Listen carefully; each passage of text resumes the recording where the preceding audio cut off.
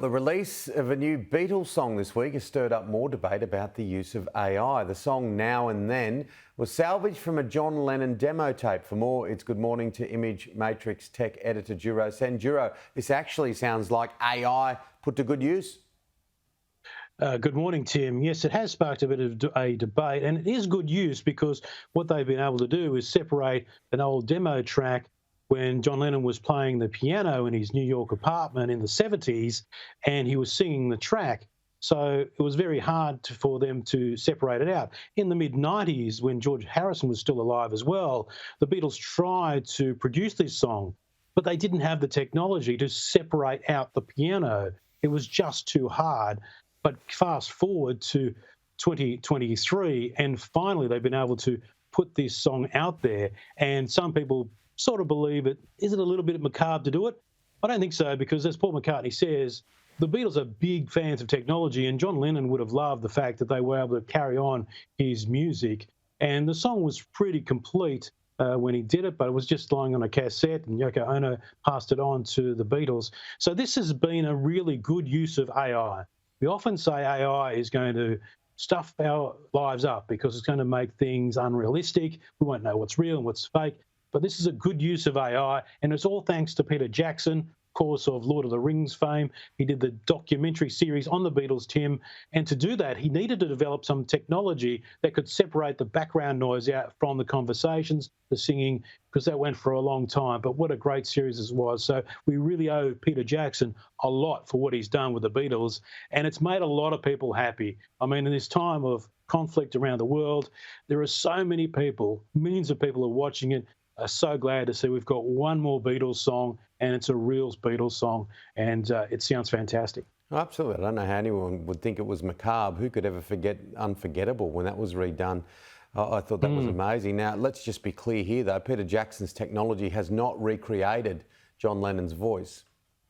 Yeah, so this is a key point. This is not about a computer regenerating the voice. It's simply cutting out the piano. So it's removing the piano and leaving his voice intact. Obviously, it would have been tweaked. You can, in fact, do this sort of stuff at home. On the computer behind me, I've actually had a go at doing what Peter Jackson has done with DaVinci Resolve, and it got part of the way there. So even at home or in a professional edit suite, you can do it.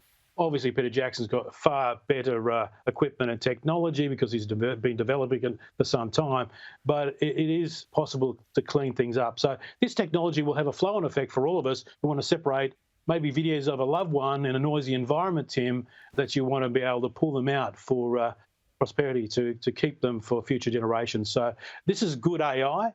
And it's good to have a positive tick for once. Absolutely. And technology, as we know, moving fast. The Apple event this week was shot entirely on an iPhone. What's Apple trying to prove here? Yeah, Tim, it's a good point.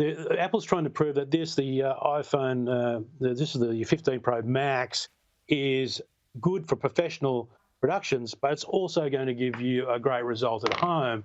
But there is a sort of a rider on that. You've got to know what you're doing. So we saw the event about the new MacBook Pros and the new chips, but in the end credits, they said shot on iPhone and edited on Macs. And I thought, whoa, really? Because I didn't even clue into it. And that's the thing. They fooled everyone that it was shot on an iPhone. No one was really thinking about it. And since then, they've dropped this behind the scenes video, and it shows us that it was a fully set up rig. So they set everything up as if they were shooting with a very expensive cinema camera, and they just whacked an iPhone in there.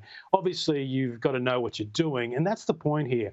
The iPhone, in great conditions, with someone who knows what they're doing, with great lighting, all that sort of stuff, can get amazing broadcast quality results.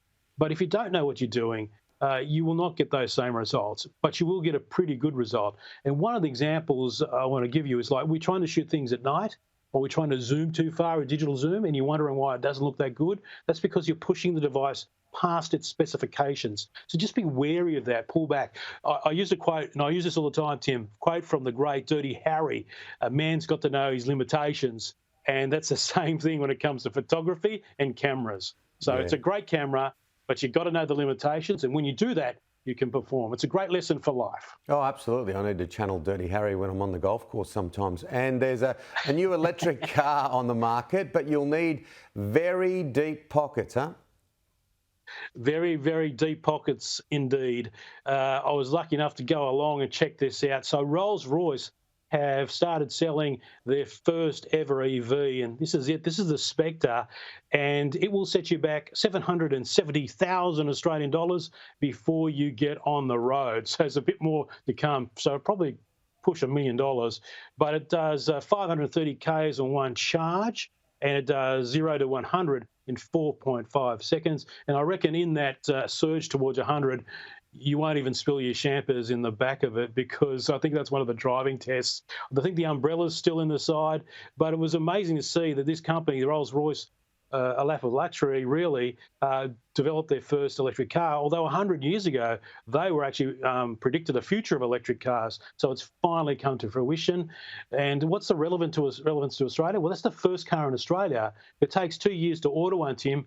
And Australia is one of the top 3 markets in Asia Pacific for Rolls-Royce. So it turns out that Rolls like this are pretty much everywhere. So you better get your order in soon, Tim, if you want it for the next 2 years. Yeah, I don't know whether that's going to be happening. Lovely car, but it might be a little out of my price range. Good to talk to you, Djuro. Cheers, Tim. See you next week.